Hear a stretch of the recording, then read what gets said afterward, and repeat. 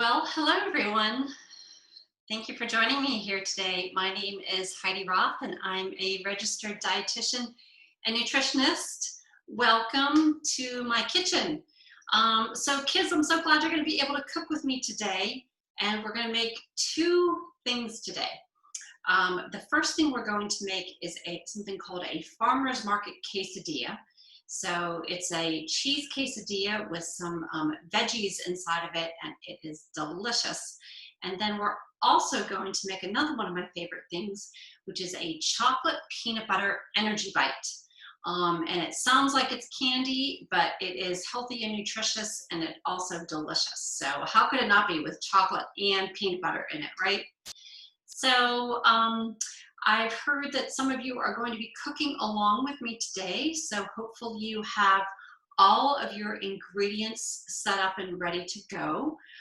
So for the farmer's market quesadillas, what you're going to need is you're going to need a zucchini, a red or yellow pepper.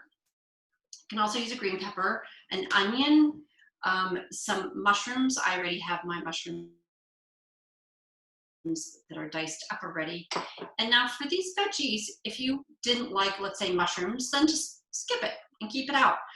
If you don't like zucchini, you could put something, you could maybe put a tiny bit of broccoli in instead. So it's really up to you what vegetables you want to use. Really, the sky is the limit. You can use whatever vegetables you like. And then today we're also going to be using some cheddar cheese. I have an extra sharp shredded cheddar cheese here. And then lastly, some whole wheat tortilla shells. So those are all the ingredients that you'll need. And what we're going to do first is we're going to start, well, actually, first things first is make sure you wash your hands, right? Clean hands before you even start. So what we'll do next is we'll start our vegetables going, and we'll start cutting our vegetables. Now, the main thing that you want to remember for when you cut vegetables is two things. Number one, you want to have your knife to be fairly sharp. If you're using a really dull knife, sometimes it can actually increase the risk of you cutting yourself. You can see I have a couple knives here that have really pretty colored handles. These are some of my favorite knives. And these are just like $5 on Amazon. These are called Victorinox knives. And they're fun because they're pretty colors, but these are really sharp, and just for $5 each, it's a pretty good deal. So let's start by cutting our onion. And one of the main things that you want to remember when you're cutting anything is a claw hand. So put your hand into a claw. Actually, you only need one hand to be the claw, because this claw is going to be what holds your vegetable. So we'll start with an onion, and when you cut an onion, start by cutting through the root end. So I actually cut off the top of it. I'm going to put it down, cut through the root, and then just go ahead and peel your onion. I know onions can make you cry sometimes, so if you have any swimming goggles, it actually, even though it looks silly, it's probably one of the best things to wear while you're cutting onions, because it does have some compounds in it that make you want to cry. I'm lucky because I wear contact lenses, so it doesn't bother me, but I know when my kids were little and they used to help me in the kitchen, they would always cry while cutting onions, and they hated doing it. So maybe you can have mom or dad help you out with the cutting of the onion too. Okay, so now that we have our onion peeled, we're gonna put it on our cutting board and actually put it down on the root end. And we're just gonna take our knife and make some small little slivers in it one way, and then put it back down flat, and come the other way and make some more little cuts. And so what that does is it allows you to keep the whole onion kind of together. Even if I just hold the very end of it, you can see it's, even though I made all those cuts, it's still all together, because you don't want to cut through all the way to the root. So now you take your claw hand and you take one of your knives, and what that claw hand does is it helps to make sure that you don't cut yourself. So it kind of keeps your fingers tucked away and safe. So I'm going to start my onions on the stove now, and I have a pan heated up over here to medium heat. I'm going to pour in a tablespoon of olive oil, and you know, if it's a little bit more, a little bit less, it's okay. Olive oil is actually a very healthy oil, so and it actually helps you to absorb some of the vitamins in the vegetables that you're cooking, especially vitamin A. So you need a little bit of oil or a little bit of fat to absorb vitamin A. So that's a good thing. So I have my pan's kind of hot. I can see it starting to smoke already. I'm going to add in my onion. Basically what I'm doing is I'm just going to soften the onion up. Now I also cut my zucchini already. So I'm going to add my zucchinis. And then also I have some mushrooms that are already cut up. So I'm going to throw those in too. So I have all of that added.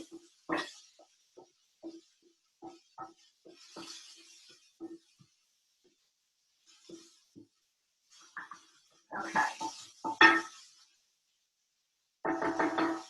And I'm just going to saute it in my pan for a couple minutes and just let it soften. And now what we're going to do is to cut our yellow pepper here. So I have a question. What color do red peppers and orange peppers start off as? Does anyone know? Before this was a yellow pepper, what color pepper was this? So I'm curious if there's any gardeners out there. So if you know the answer, type it in the chat box, and I will try, and I just opened up the chat box so I can see if anyone types the answer. The question is, before this was an orange pepper, what color was it? Ah, thank you. Okay, I see a couple of people are saying green, and you are absolutely right.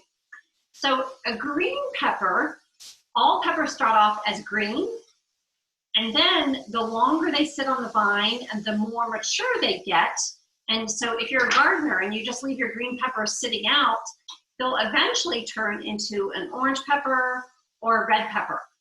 Now, I much prefer the red peppers and the yellow peppers over green peppers because I think they're a little bit sweeter, and they actually even have a little bit more vitamin C. So those tend to be my peppers. But yeah, you guys got the answer. You guys are some smart cookies out there. Okay. I just turned my stove down to low because what I'm trying to do is I'm not necessarily browning my vegetables. I'm just I'm softening them. Now to cut my pepper, there's a couple different ways that you can do this. One of the ways that I like to do this is I like to cut off the top. And then I also like to cut off the bottom. Oh, you can see this knife needs to be sharpened a little bit. Not quite as sharp as I would wish for it. And then what I would do is I just come along and I cut along the ribs so that what you end up with is one nice long strip of pepper. And that makes it just a little bit easier to cut. And so I'm going to take my strips of peppers and kind of stack it on top of each other, cut some strips like that, and then lay my strips all in a row. It's probably would be easier to see if I had a red pepper instead of a yellow pepper on a yellow cutting board, right? I didn't really think about that. But now I'm just going to take my strips and cut them as well, trying to remember to keep my fingers in the claw position so that I don't cut myself. And what you can see is I looked up for a second while cutting, not a good idea, right? You always want to keep your eyes on what you're cutting. All right, so we'll just add my red pepper to that and give it a little stir. I keep calling it a red pepper, the yellow pepper, but they're kind of the same thing nutritionally. Okay, so So just let all of that soften up, and now I'm going to take my veggies out of the way. And put them over here. Rid of them all. And now I have my cutting board back. So the next thing we're gonna do is now we're gonna make our quesadillas. So my vegetables are for the most part softened. And so just give them another second. I'm gonna take out my tortilla shells. I always like to get the whole wheat tortilla shells. They're a lot healthier than the ones that are just made with white flour. So I have my whole wheat tortilla shells here, and I'm going to take my pan, and there's two different ways that you can do this. You can, if you're just making your own serving, what I would do is I would take a tortilla shell and fold it in half and put it in your pan like that. You can see like that, right? And then I would open it back up again once it's folded, so you kind of know where half of it is. Then you come along and sprinkle on some cheese. Now, if you're 100% plant-based, you could use some soy cheese or some sort of vegan cheese.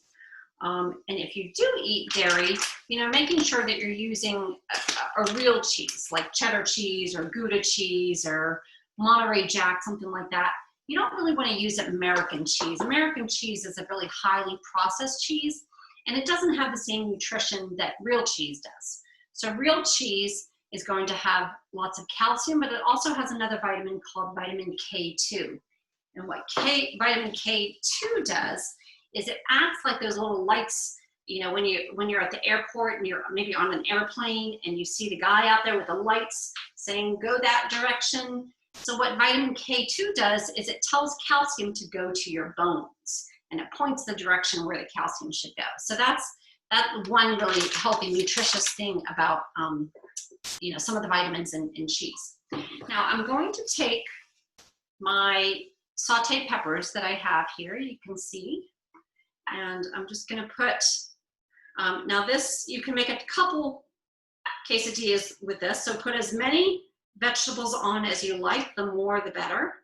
But just keep in mind that if you really put too many on, you run the risk of it potentially being really hard to turn over. And so you want to be able to turn it without everything falling over. Now, one thing that's going to make it easier to turn over as well is just to put a little bit of cheese on top of your veggies. I'll pull my pan over here. Now what I'm going to do is just put a little bit of cheese on top of my veggies. More, and we're good. And then flip your top over, and you've got one serving of a quesadilla there. And basically you're going to leave it on for a minute or two until what you're looking for is the cheese to melt. You don't want to crank up the heat too high, because if you crank up the heat really high, what tends to happen is that the tortilla shell is going to burn before you before the cheese is melted. So just give that a minute or two. And so right now, maybe you want to put some of your stuff out of the way that you're not using anymore. And while that's cooking, I'm just going to get ready for one of my favorite things is the chocolate peanut butter bites. So I'm going to put this aside, out of the way where you can't see it anymore. And put my zucchini up there. Okay, take a look at my tortilla here. How's it doing? Oh, I turned the heat down a little bit too low. Now it doesn't seem like it's cooking at all. So I just turned the heat back up a little bit. Okay, so we'll let that cook for another minute. And what I'm going to do in the meantime then is to get out some of my ingredients that I need for our chocolate peanut butter energy bites. So while we're waiting for our quesadillas, here's what you're going to need. So these are Energy Bites, and they, even though they sound decadent and almost like candy with the chocolate and the peanut butter, they're actually extremely healthy. And they've got a couple different things in them that make them healthy. Number one is we're going to use some rolled oats, some flaxseed, and this is ground flaxseed. And flax seeds are these little tiny seeds that are really high in something called omega-3 fatty acids, which is a very healthy type of fat. But you need to eat them ground. If you eat the whole seed, you're not going to digest it, and it's going to pass all the way through in the same way that you ate it. So make sure that either you grind the seeds at home or I buy them already ground. And then some peanut butter, some crunchy peanut butter. If you have a peanut allergy or a nut allergy, you could use some soy butter, some sunflower seed butter. If you don't have a nut allergy but a peanut allergy, you could also use like almond butter. Any type of butter is fine, you know, in the nut and seed butters. Basically what this does is it just kind of binds it together. And then I have some vanilla extract. Then of course, the most important thing, I have some chocolate chips, as well as a little bit of, I've got a 1/4 cup of honey, or you can use maple syrup as well. So either one.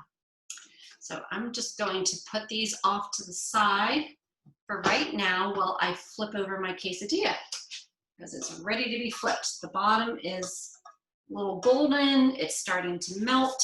So when you're flipping the quesadilla, you're going to want to use your hand and put your hand nice and flat, especially if you're using the whole tortilla and putting another one on top. But either way, what that hand does is it just kind of helps you to guide it and to keep some of the filling from falling out. Now, make sure, of course, that you don't touch the pan. And if you feel like you might have trouble with this, maybe you can ask mom or dad to help you. So there we go. Flip it over to the other side, and we'll let that continue to cook for just a second or two. And some of the toppings that you can put on top of your quesadilla, I typically like just some salsa. So I've got some salsa that I'm going to use. Another thing is you could also put in some sour cream, or instead of sour cream, another great alternative is some yogurt. Just plain whole fat yogurt makes a great substitution for sour cream. So I'm just going to take my little dollop of salsa and put it on my plate. And looks like my quesadilla, yeah, it looks nice and cheesy. So I'm going to take it off. And now what I like to do is just kind of cut it into some smaller bite-sized pieces. So I'm just going to cut it and take my big knife and just go like that, kind of a little bit of a rocky motion, and now put it on my plate. And I have a healthy and nutritious and delicious lunch.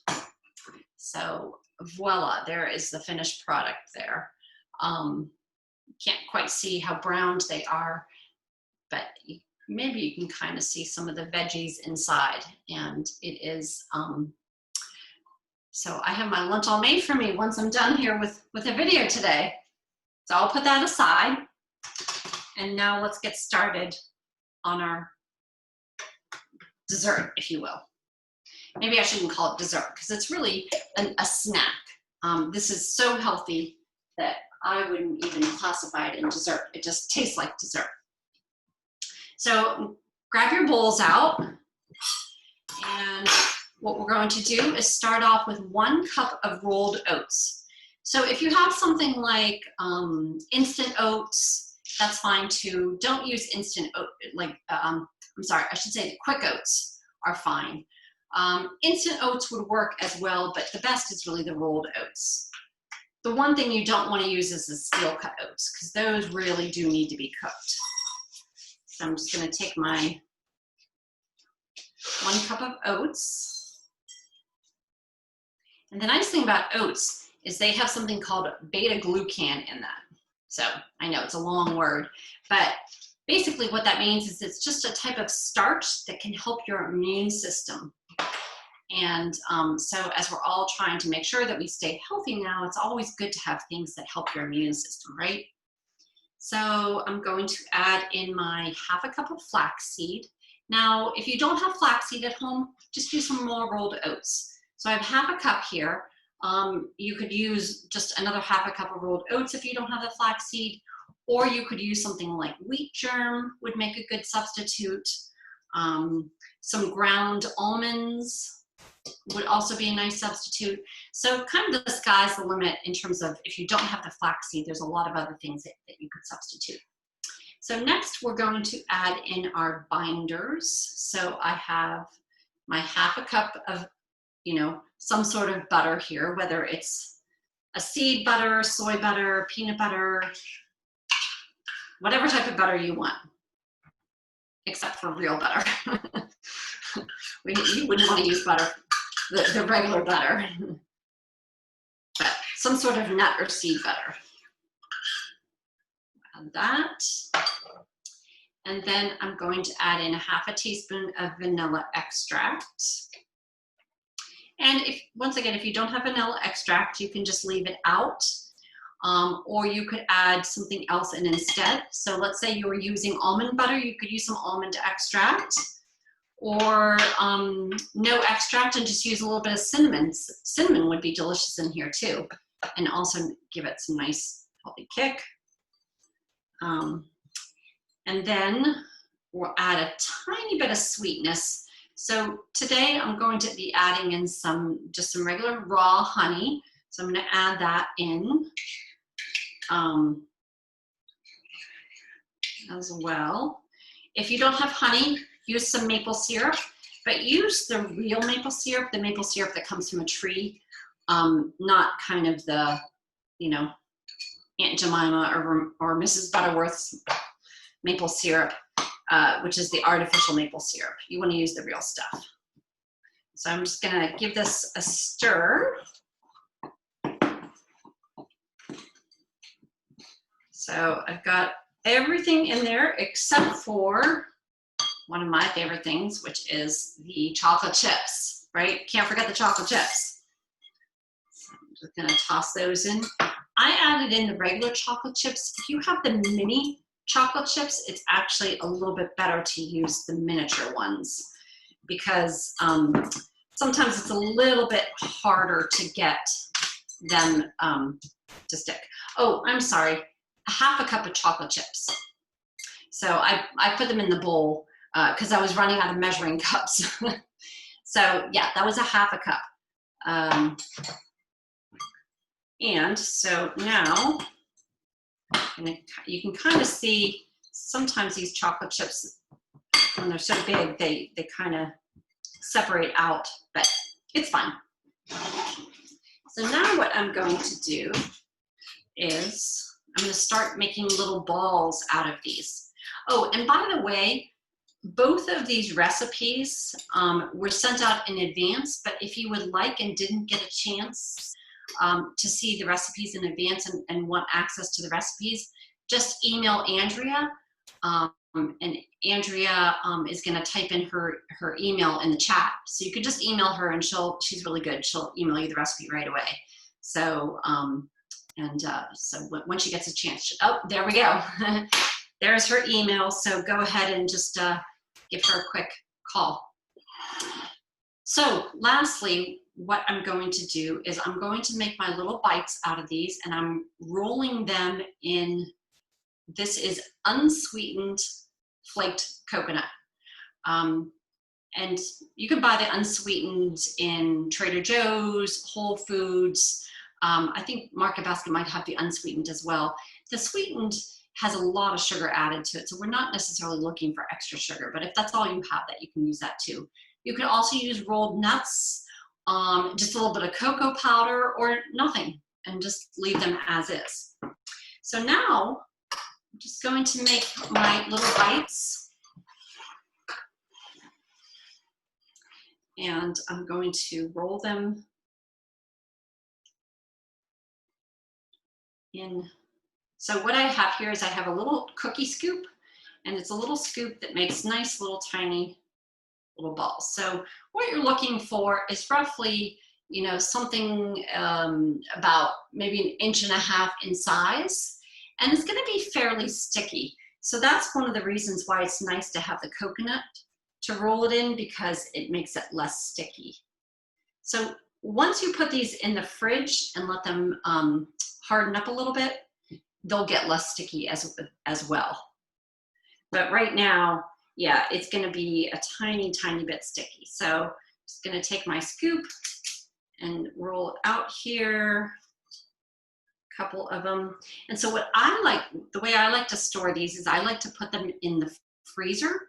So I put them either in a Ziploc bag or in just a big Tupperware container once I've rolled them and made them in, you know, rolled them in the coconut. And then that way they're not as sticky, and they're always just ready to go. And I can, you know, anytime that I want a little snack, maybe a little something sweet, you know, kids, maybe you could even argue that, you know, this might be maybe you could have it for breakfast even, because there's not that much sugar in it. But I usually would have these as like a little snack or a little treat. And they're called energy bites because they have a fair amount of carbohydrate, and they can give you lots of energy. But just keep in mind too, they have about maybe 70 calories per bite. So they have, you know, they're what we call energy dense. So I'll kind of just make 1 or 2 more, and then I'll show you what we have. Maybe you're at home rolling your own now. Let me grab a paper towel here. And these will keep in your freezer probably for, you know, a good couple months. In your fridge, maybe 2 or 3 weeks in your fridge. So you don't have to freeze them. They also keep very well in the refrigerator. But I wouldn't just keep them out in the pantry. If you just keep them in the pantry, they're not going to last as long. And also, they're not going to really harden up and firm up a little bit. They'll still be sticky. So there you can see I've got a couple energy bites there, and I'm still working on rolling a couple more. And they are a delicious, nice little high energy snack. And how can you go wrong with peanut butter and chocolate, right? So we are coming to the end of our time. So I'm just curious if anyone has any questions or comments. Please feel free to just go ahead and ask it in the chat panel.